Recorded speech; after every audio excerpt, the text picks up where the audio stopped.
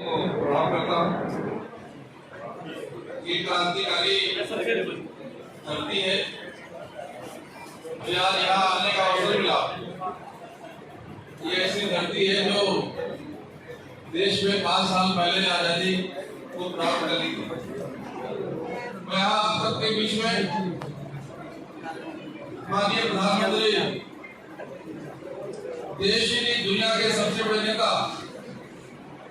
श्री नरेंद्र मोदी जी के यशस्वी 9 साल पूरे होने पर आपसे चर्चा करने आया हूँ। साथियों, राजनीति में परिवर्तन आया है। प्रधानमंत्री जी ने राजनीति की दिशा को बदल दी। जिस प्रकार से पहले राजनीति परिवारवाद, जातिवाद, भ्रष्टाचार, शोषण, गुंडागर्दी इस पे आधारित थी, जहाँ पर एक सामान्य आदमी का कोई जगह नहीं था, जहाँ पर बाहुबलियों का राजनीति में कब्जा था, जहाँ पर परिवारवाद ही आगे बढ़ता था। प्रधानमंत्री जी ने भारत की राजनीति को बिल्कुल जो एक सक्षम कार्यकर्ता, काम करने वाला कार्यकर्ता, योग, चाहे मजदूर का बेटा हो, चाहे विक्रेता का बेटा हो, वो उसको समान अवसर मिले। जो राजनीति में लोग पद को अपने कब्जे में रखते थे, उससे छुटकारा दिलाकर आज एक सामान्य नौजवान राजनीति में आकर अपनी सेवाएं दे सके, जिसके लिए हमारे दुर्गे मंडल पांडे जी ने अपना वरदान दिया कि भारत माता को आजादी मिले, जहां पर लोग को लागू करने का काम माननीय प्रधानमंत्री जी ने दिया है। मैं अपना अभिनंदन करता हूँ। माननीय प्रधानमंत्री जी ने अपने 9 सालों में सरकार को जिस प्रकार से गरीब कल्याण के लिए समर्पित किया है। पहले तो लोग नारा लगाते थे गरीबी हटाओ, लेकिन गरीबी कहीं हटती दिखती नहीं थी। अभी प्रधानमंत्री जी की सरकार जो आई है, गरीब कल्याण को समर्पित है। उसमें आपने देखा होगा कि 0.1% जो गरीबी की रेखा से नीचे रहने वाले लोग हैं, उनमें कमी आई है, उनका भी जीवन स्तर आगे बढ़ा है। प्रधानमंत्री जी ने अपनी योजनाओं के माध्यम से गरीबों को जिस प्रकार से मदद देने का काम किया है। अभी चाहे कोरोना काल की बात करें, जिस प्रकार से कोरोना काल आया और लोग भारत की तरफ जब देखते थे, दुनिया के ये 140 करोड़ का देश, जिसके पास कोई संसाधन भी नहीं है, इसका क्या होगा। लेकिन प्रधानमंत्री जी के सफलतम नेतृत्व में, उनके दूरदृष्टि से, जिस प्रकार से कोरोना काल से प्रधानमंत्री जी ने 2 हाथ किया और जिस प्रकार से जो देशवासी हैं उनको कोरोना से बचाया है, पूरी दुनिया में इसकी प्रशंसा हो रही है। और प्रधानमंत्री जी के इस कदम को पूरी दुनिया के लोगों ने अपनाया है। एक भारत ऐसा देश था जिसने समय से पहले 2-2 करोड़ जो कोरोना के समय के अंदर 2-2 डोज भी लगवा कर दिए, और सिर्फ 2-2 डोज लगवा कर दिए, मुफ्त में 2-2 डोज लगवा कर दिए। और सिर्फ भारतवासियों को नहीं, 25 मुल्कों को प्रधानमंत्री जी ने कोरोना वैक्सीन देने का काम किया। सिर्फ कोरोना वैक्सीन नहीं दिया, इस प्रकार से कोरोना काल में देश में संकट था, लोगों के कामकाज बंद हो गए थे, उस समय 80 करोड़ परिवारों को राशन देने का काम प्रधानमंत्री जी ने किया, और वो राशन आज भी दिया जा रहा है। उसमें कहीं भेद नहीं था कि जो भारतीय जनता पार्टी का कार्यकर्ता है, जो भारतीय जनता पार्टी का समर्थन करने वाला कार्यकर्ता है, उसको दिया जाएगा। भारतीय जनता पार्टी के कार्यकर्ताओं ने माननीय यशस्वी अध्यक्ष श्री नड्डा जी के नेतृत्व में सबकी सेवा की।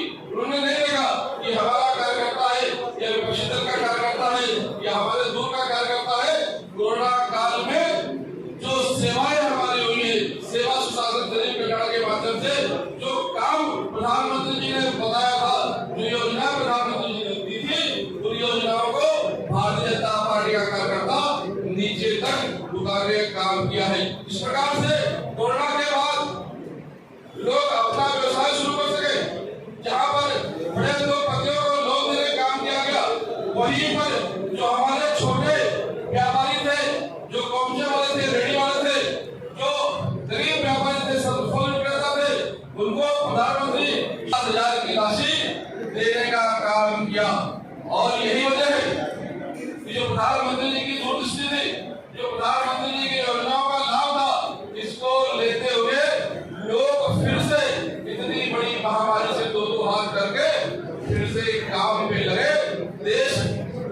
पर आया। और यही वजह है कि आज जब दुनिया की महंगाई को देखते हैं, महंगाई की दर को देखते हैं, तो जहां रूस में 13.8% महंगाई दर है, पड़ोस के पाकिस्तान में जहां पर 12% महंगाई दर है, यूके जैसा विकसित देश जहां पर आज महंगाई का दर 9% है, जर्मनी जैसा मुल्क जिसके लोग बातें करते हैं कि बहुत विकसित देश है, वही हमारे मुल्क हिंदुस्तान में, भारत में महंगाई का दर 6.3% है। ये माननीय प्रधानमंत्री जी के यशस्वी काल का प्रमाण है। साथियों, माननीय प्रधानमंत्री जी ने सभी के लिए काम किया।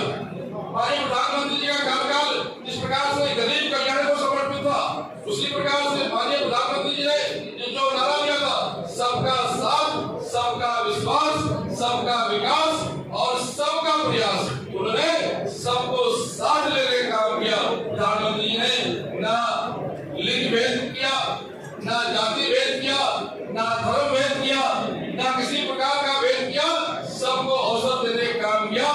जब आप देखेंगे तो महिलाओं को भी प्रधानमंत्री जी ने जो महिला योजनाएं निकाली, जो प्रधानमंत्री जी ने महिलाओं को सशक्तिकरण के लिए योजनाएं निकाली, उसमें बड़े पैमाने पर पुरुषों के साथ साथ महिलाओं को लाभ हुआ। 1,44 करोड़ देखेंगे तो प्रधानमंत्री जी ने ये देखा, एक पीड़ा थी उनके मन में कि जो हमारी बहनें हैं, क्योंकि प्रधानमंत्री जी गरीब के बेटे हैं, गरीब परिवार में बड़े हुए, उनको गरीब का दर्द पता है। उन्होंने देखा कि जो खाना पकाती हैं और चूल्हे में खाना पकाते वक्त उनको बड़े पैमाने पर धुआं मुंह में लेना पड़ता है। जब वो खाना पकाती हैं तो बड़े पैमाने पर जो धुआं है वो महिलाओं के अंदर जाता है, जिसमें 100 सेकंड से ज्यादा उनको नुकसान होता है। उन्होंने महिला के लिए ताकत देने के लिए जो उज्ज्वला योजना निकाली, उसमें पूरे उत्तर प्रदेश में 1,75,00,000 हमारी बहनों को उज्ज्वला योजना के माध्यम से लाभ मिला, उनको सिलेंडर दिए गए। और बस यहाँ अपने बलियान में भी जो दिया गया है उसका भी प्रेस के माध्यम से आपको दिया जा रहा है, जो हमारे सांसद महोदय के नेतृत्व में दिया गया है। वही आप देखेंगे तो बड़े पैमाने पर हमारे यहाँ आजादी के बाद आज तक बिजली का कनेक्शन लोगों के गाँव में नहीं था। 75 लाख लोगों को बिजली का कनेक्शन उत्तर प्रदेश में देने का काम माननीय प्रधानमंत्री के नेतृत्व में माननीय मुख्यमंत्री योगी जी ने किया। और इस बिजली के माध्यम से लोगों के घरों में रोशनी पहुंची, उनके घरों में विकास पहुंचा, उनके घरों में जो एक उजाला जो उन्होंने आजादी के बाद नहीं देखा था, माननीय प्रधानमंत्री श्री नरेंद्र मोदी जी के कोशिशों से उनके घरों में उजाला पहुंचा। आप सब हम सब जानते हैं कि बड़े पैमाने पर पेयजल का संकट था, लोगों को स्वच्छ जल नहीं मिल पाता था। प्रधानमंत्री जी के कोशिश से आपके हमारे उत्तर प्रदेश में नल में जल योजना के माध्यम से 1,08,00,000 घरों में स्वच्छ पेयजल पहुंचाए है। ये अपने आप में एक बहुत बड़ा रिकॉर्ड है। आप देखेंगे आज भी 80 करोड़ परिवारों को प्रधानमंत्री जी मुफ्त राशन देते हैं। जो गरीब कल्याण अन्न योजना है उसमें मुफ्त राशन देने का काम प्रधानमंत्री जी कर रहे हैं। वही आप देखेंगे जो हमारे असंगठित मजदूर भाई हैं, उनकी आज तक किसी ने चिंता नहीं की थी। प्रधानमंत्री जी जब प्रधानमंत्री की कुर्सी पर बैठे तो उन्होंने श्रमिक असंगठित जो श्रम कार्ड देने का काम किया। इसमें लगभग आपके इस प्रदेश में, हमारे इस प्रदेश में 8,30,00,000 लोगों को जो कार्ड देने का काम किया। हमारा जो पूर्वांचल है, खासतौर से जो हमारा बलिया है, ये बहुत पिछड़ा हुआ था। जब कांग्रेस की सरकार थी, सपा की सरकार थी, यहाँ पर स्वास्थ्य योजनाओं की सुविधा नहीं थी, यहाँ पर रोजगार की सुविधा नहीं थी, यहाँ पर व्यापार की सुविधा नहीं थी। ऐसे में लोगों को बड़े पैमाने पर दिल्ली और मुंबई में पलायन करना पड़ता था, परिवार को छोड़कर वहां जाना पड़ता था और पलायन का कष्ट झेलना पड़ता था। यहाँ पर हमारे जो नौजवान हैं वो रोजगार कर सके, इसके लिए प्रधानमंत्री जी ने 23,32,00,000 रुपए का जो ऋण बांटा और 41,50,00,000 लोग जो हमारे पूरे देश में लोन लेकर काम कर रहे, लगभग 11 करोड़ लोग हमारे उत्तर प्रदेश में है जिनको लोन मिला। आप देखेंगे सभी सरकारें किसान की जो हितैषी बनती थी, और मेरा ऐसा मानना है कि कोई भी सरकार रही हो उसमें किसान का बेटा ही नेतृत्व करता था, लेकिन कभी किसानों की चिंता नहीं की। लोग बड़े बड़े प्रधानमंत्री श्री नरेंद्र मोदी जी ने किसानों की सुध ली और उनको किसान सम्मान निधि के लिए अपने इस प्रदेश में 2,50,00,000 किसानों को लोन, 2,50,00,000 किसानों को सब किसान सम्मान निधि देने का काम किया। इसमें जो है 2,50,000 55,000 करोड़ रुपया, दो किसान निधि में 55,000 करोड़ रुपया अपने उत्तर प्रदेश में देने का काम किया। आप देखेंगे तो इससे पहले जब कोई सरकारी निधि आता था तो बीच में बिचौलिए किस प्रकार से उसको खा जाते थे, पता नहीं था। हमारे स्वर्गीय प्रधानमंत्री श्री राजीव गांधी ने भी कहा था कि जब हम केंद्र से 1 रुपया भेजते हैं तो 85 पैसा बीच में खत्म हो जाता है, बिचौलिए खा जाते हैं। उस पर भी प्रधानमंत्री जी ने रोक लगाने का काम किया और जनधन योजना के माध्यम से गरीबों के खाते खुलवाए गए। मैं प्रधानमंत्री जी के दूरदृष्टि को सलाम करता हूँ कि जो उन्होंने सबसे पहले काम किया वो जनधन खाते खुलवाए। अगर ये जनधन खाता नहीं होता तो जो प्रधानमंत्री जी हमारी बहनों के खातों में 500 रुपया कोरोना काल में भेजते थे तो वो डायरेक्ट पे हो सकता था और शायद तब बदल भी नहीं हो सकते थे। लेकिन प्रधानमंत्री के जो दूरदृष्टि है, उनका जो विजन है, उसको सलाम है कि उन्होंने उस वक्त खाते सबके खुलवा दिए थे और केंद्र से 500 रुपया बहनों के खातों में भेजा जाता था और वो पैसा मिल जाता था। आज भी किसान सम्मान निधि के माध्यम से जो पैसा केंद्र से निकलता है वो पैसा पूरा का पूरा पैसा किसान भाइयों के खाते में जमा हो जाता है। 3 महीने में 6,000 रुपया किसान भाई को किसान सम्मान निधि के रूप में दिया जाता है। ये अपने आप में एक अनोखा उपक्रम है और ये भी अनोखा है कि 55,000 करोड़ रुपया अगर भेजा गया उत्तर प्रदेश में तो 55,000 के 55,000 पूरे पैसे किसानों के खाते में जमा हुए। आप देखेंगे तो सबसे जो बड़ी समस्या थी हमारे इस देश में, हमारे इस प्रदेश में, कि जो हमारे परिवार का अगर कोई बीमार हो जाए तो बहुत हालत खराब हो जाती थी। हमें भागना पड़ता था। कहाँ भागना पड़ता था? दिल्ली भागना पड़ता था क्योंकि वहीं पे एम्स था। आपको मैं बताऊंगा, आप ताजुब करेंगे और मुझे तो ये पता है कि आपको जानकारी भी होगी कि 1954 में एक एम्स खुला था पंडित नेहरू के जमाने में और वो एम्स एक ही था। जब स्वर्गीय अटल जी आए तो उन्होंने 6 एम्स खुलवाए जिससे लोगों को और इलाज में सुविधा हुई। और उसके बाद फिर जब मनमोहन सिंह जी आए तो उन्होंने सिर्फ एक एम्स खुलवाया।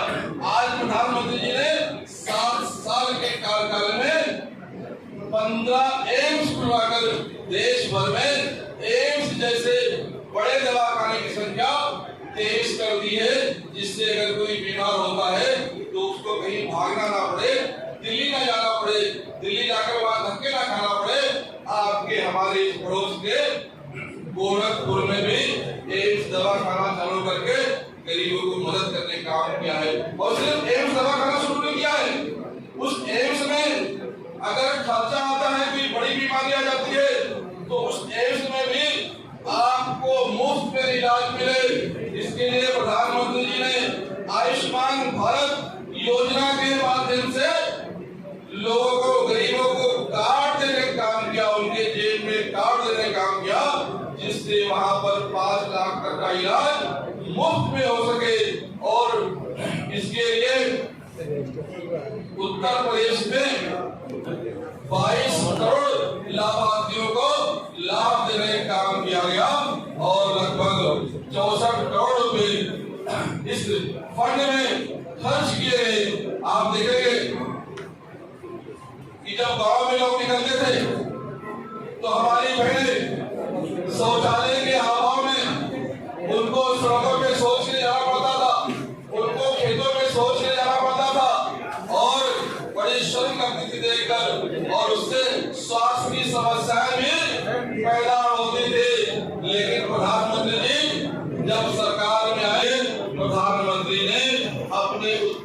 में 2,22,00,000 इज्जत घर बनाकर देने का काम किया। इसमें 4300 शहरों में काम हुआ है और 3,50,000 घरों में इज्जत घर बनाकर वहां पर बाहर में शौच जाने से रोक लगाया गया। जहां पर कोई अब बीमारी ना फैले इसकी व्यवस्था की गई। इस भी प्रधानमंत्री जी ने ध्यान दिया। और जहां तक स्वास्थ्य की बातें करेंगे हम, तो प्रधानमंत्री जी ने जो दवाई इतनी महंगी मिलती थी, आज घर और उनके बर्तन में गिरवी रखने पड़ते थे, जन औषधि केंद्र के माध्यम से जो दवाइयाँ 10,000 की आती थी उसको 1,000 रुपया में करके उनके रीच तक पहुंचाने का काम किया। और इस जन औषधि के माध्यम से वही जो ब्रांडेड दवाइयाँ थी जो बहुत महंगी हुआ करते थे, एफोर्डेबल बनाने का काम प्रधानमंत्री जी ने किया। साथियों, प्रधानमंत्री जी के कार्यकाल में जो प्रधानमंत्री आवास योजना है उसको बड़े पैमाने में लागू करने का काम किया गया। और आवास योजना के माध्यम से 3 करोड़ से ज्यादा हमारे भाई बहनों को उत्तर प्रदेश में घर देने का काम किया गया। प्रधानमंत्री जी का जो कार्यकाल है इतना सराहनीय है कि आप अगर उसकी गिनती करेंगे, आप उसकी चर्चा करेंगे तो बैठकर चर्चा करते हुए 2 दिन 3 दिन सप्ताह बीत जाएगा। लेकिन साथियों, ये कार्यकाल हम पूरा नहीं कर सकते जो बता सके। आप देखेंगे तो प्रधानमंत्री जी का जो कार्यकाल है, एक तरफ जहां योजनाओं की भरमार है, दूसरी तरफ विपक्ष इतनी कोशिश कर रहा है, लेकिन 1 रुपए का भ्रष्टाचार कहीं से निकाल नहीं सकता। क्योंकि प्रधानमंत्री जी की सरकार जीरो टॉलरेंस की सरकार है। एक तरफ जब यूपी की सरकार को देखेंगे तो जमीन के अंदर घोटाले होते थे, जहां पर कोयला घोटाला होता था, जमीन के ऊपर आकाश में घोटाले होते थे, जहां पर इंस्पेक्टर घोटाला होता था, जमीन में घोटाले होते थे। आप जहां पर नजर दौड़ाएंगे वहां घोटाले ही घोटाले होते थे। लेकिन प्रधानमंत्री के कार्यकाल में कहीं भी एक पैसे का घोटाला नहीं कोई बता सकता है। ऐसी स्वच्छ सरकार, ऐसी शक्तिशाली सरकार, ऐसी सबको समावेश लेकर चलने वाली सरकार प्रधानमंत्री जी ने। मैं आप सबके सामने आज उपस्थित हुआ हूँ प्रधानमंत्री जी के कार्यों को लेकर। मुझे यकीन है कि आप सब प्रधानमंत्री जी के सारे कार्यों को लोगों तक पहुंचाने का काम करेंगे। मुझे यकीन है कि आप सब लोग आशीर्वाद देंगे। आप सबके माध्यम से प्रधानमंत्री जी का जो काम है वो लोगों तक पहुंचेगा। इस विश्वास के साथ मैं अपनी वाणी को समाप्त करता हूँ। जय हिंद, नमस्कार।